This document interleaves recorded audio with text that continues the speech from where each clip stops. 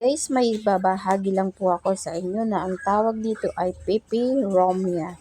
Ang tawag naman po sa Pilipinas ay pansit-pansitan. Ito guys ay nakakatulong sa maraming sakit.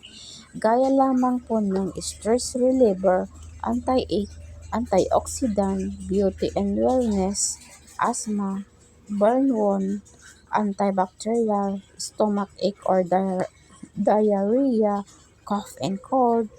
Ito ay may taglay din na aspirin analgesic na may flavonoid, enteroid, tannin at saponin po. So yan guys, ang gagawin lang po dito ay kumuha lang po kayo ng mga dahon hanggang sa may ugat niya at ito ay inyong hugasan at i-boil nyo po yan. Pwede rin pong ilagay lang po, lagyan po ng tubig na mainit at hayan ng 10 minuto at yun po ay inumin po.